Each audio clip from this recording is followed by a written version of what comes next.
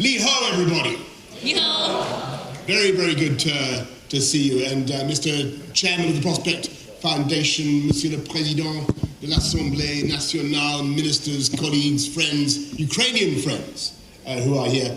Thank you for this invitation. It's wonderful to be here in Taiwan at last, because until yesterday, I had only seen this country on my lockdown Peloton machine, which had a screen on the handlebars, giving me the illusion that I was cycling on the coastal path of Taiwan. So for day after day, I was up on the top floor of number 10 Downing Street, puffing away on my exercise bike and watching the rain-slicked tarmac of Taiwan spool away in front of me. And I believed I was on this magic island. And I noticed how beautiful it is. And I also noticed, by the way, how sheer, how vertical the cliffs are, and how difficult to attack, which is a point I think that deserves to be more widely noted. But I couldn't see any people, and I couldn't see the culture, and there were no clues as to Taiwanese society, except it all seemed very clean and very well organized. And it was irritating, because I wanted to find out about the incredible Taiwanese triumph, which I believe will be in the key technology of the 21st century. And so I've come here really as a pilgrim, as an admirer from a distance of Taiwan, and as a total believer in AI and an addict of ChatGPT. And look, I don't mind if ChatGPT occasionally makes things up or gets things wrong, because it's so polite and so good for my ego. And imagine having a little friend who tells you every day, you had a brilliant and original idea. You're so clever, says ChatGPT. We love you long time, says ChatGPT. And it's all free. It's absolutely fantastic. And far from fearing the future, I look forward to the day when artificial intelligence goes through the protected bourgeois professions like a whirlwind of fire, torching the ridiculous, time-consuming, and don't you agree? Time-consuming, expensive nonsense conveyancing, planning applications, way leaves, all this legal stuff. All this stuff that's been used to hold people like me to ransom for generations. And look, I mean, don't worry, all the people who do these jobs, you know, accountants, lawyers and so forth, they're going to get other jobs.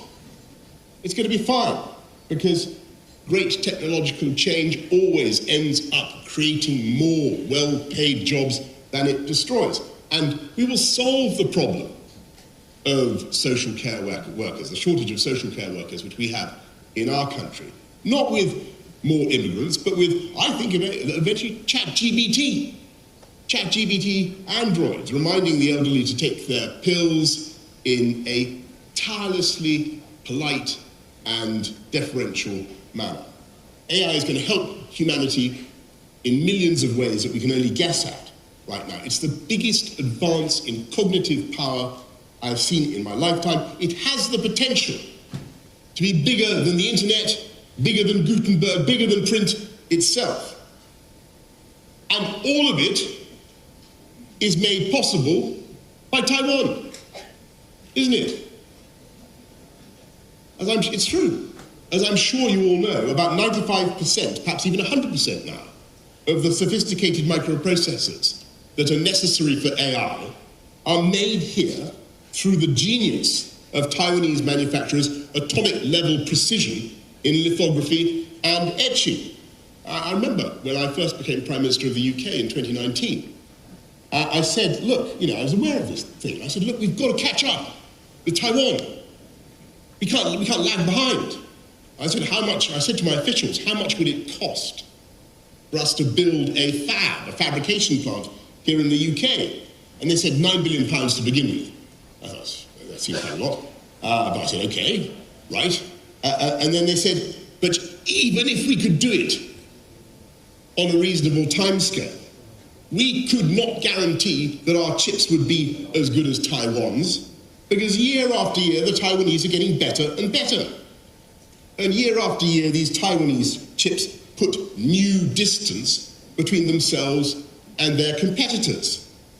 And so, of course, I gave up the idea of the UK government trying to compete with you.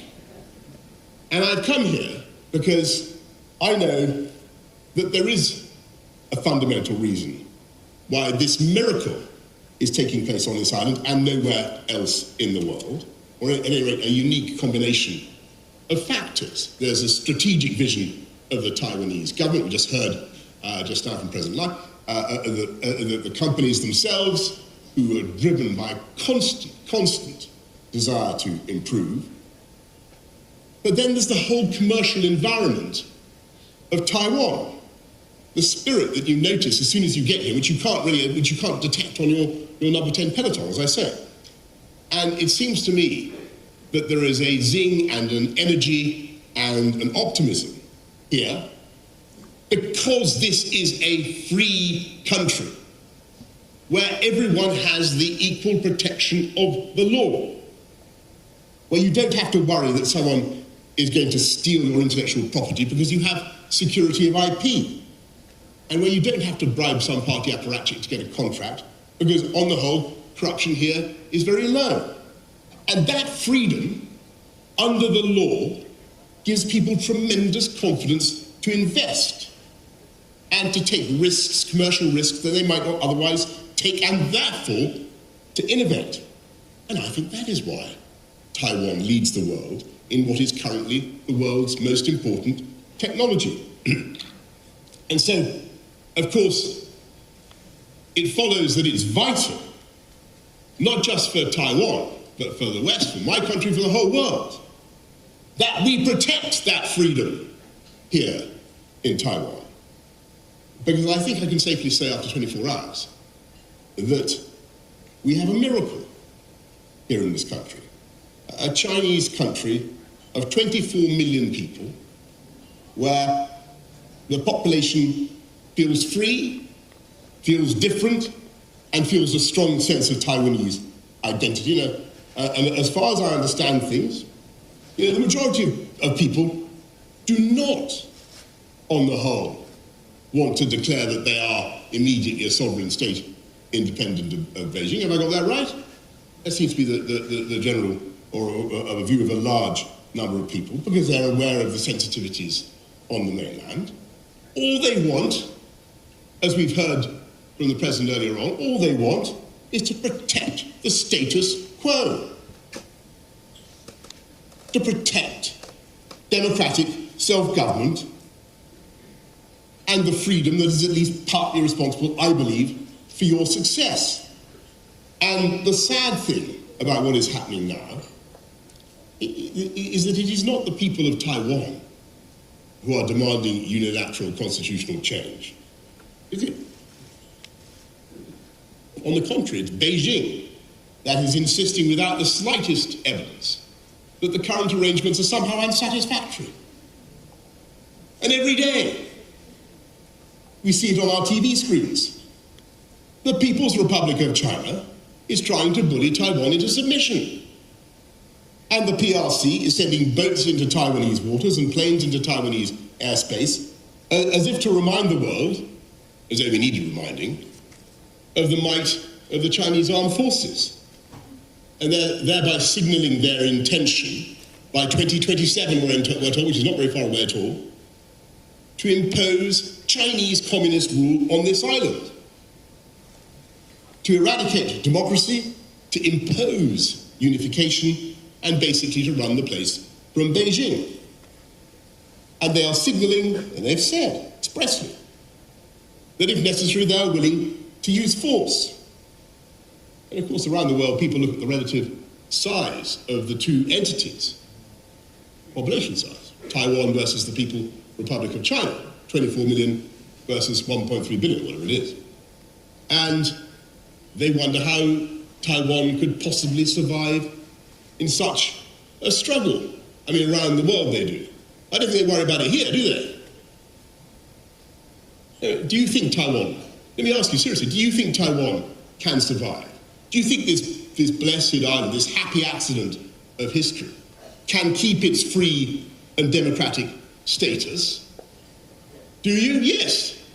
Good. Well, I'm here to assure you that I also believe that Taiwan can and Taiwan will, because it's plain to me that freedom is what the people of Taiwan want. And in the phrase of John Stuart Mill, you are lovers of your own liberty.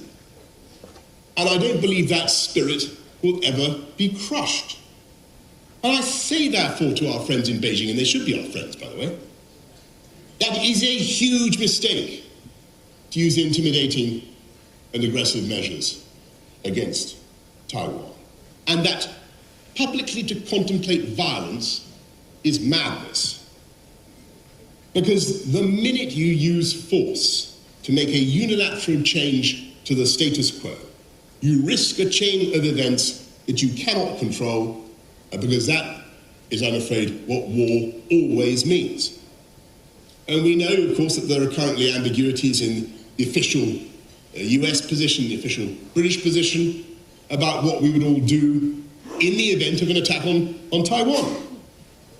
And that is for the very good reason that no one wants to get drawn into a discussion about a set of circumstances that we all passionately hope to avoid. But you also know, because you've seen it at this conference and previous versions of this conference, that there are already powerful, distinguished American politicians who are willing to speak up for the defense of Taiwan. And you know that there are many in Washington who are absolutely determined to prevent what America fears would be a major change in the balance of power in the Asia-Pacific region and in the configuration of the political configuration of the first island chain. Washington is passionately against that. And by the way, we all know that the United States has the ability, the sheer chaotic power, to change the course of any war on the planet. And I know, we know, in my country, that if America did get engaged in some operation, then the chances are that they would ask for assistance from their closest partners, their AUKUS partners, for instance, France too, I have no doubt, Britain, Australia, and others. And you'll have heard the other day what our Defence Secretary, our Labour Defence Secretary, John Healey, said about the natural instinct of Britain to help its friends and allies. Now, I don't think he was talking about any particular scenario or how in particular Britain or any other European country would react. Because the truth is, right now, we don't know how it would look, how it would feel, what the occasion would demand from the Western powers. We're uncertain. And that is the whole point. That is how disasters begin.